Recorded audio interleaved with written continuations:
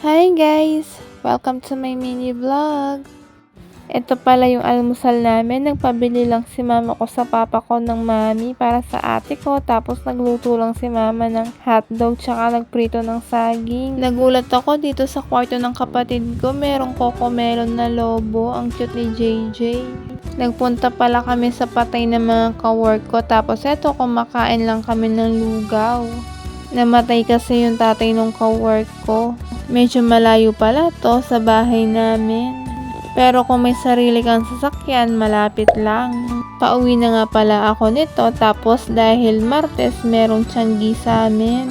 Huling punta ko yata dito sa Tiangge is college pa ako. 8 years na pala akong graduate ng college. Pagka-uwi ko pala sa bahay namin, may nakita ako ditong malaking box. Tapos syempre marites tayo, kaya eto binuksan ko. Ito pala yung maleta ng kapatid ko.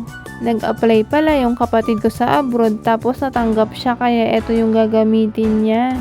Dahil hindi tayo mayaman, kaya mumurahin lang yung binili niya. Feeling ko kakasya ako dito sa loob kasi sexy naman ako. Char! Ay, Rugo, nauna pa ako mag-unbox kaysa dun sa may-ari. Papagalitan na ako niya ng kapatid ko. Kulay black pala yung pinili niya para hindi dumihin. Inaayos na rin pala ng kapatid ko yung mga dadalhin niyang damit. Wala pa man, namimiss ko na yung kapatid ko kasi kapag umalis siya, wala na akong kaaway. Magiging tahimik yung bahay namin.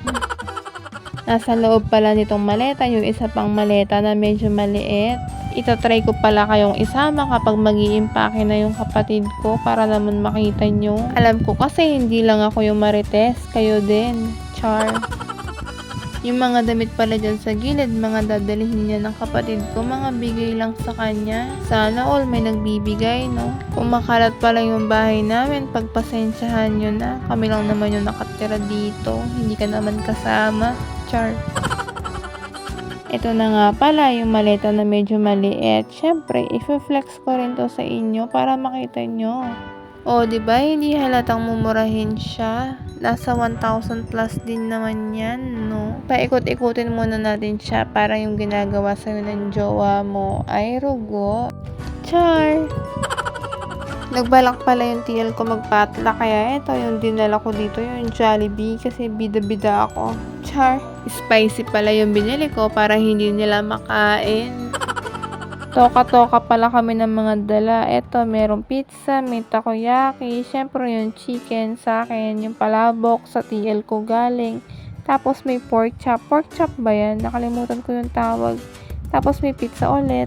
Meron ding leche flan. Tapos may mga soft drinks. Syempre hindi mawawala yung putok-batok para high blood agad-agad. Char!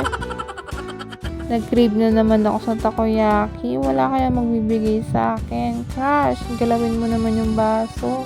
Char! Ayun lang. Bye! Don't forget to follow, like, and share!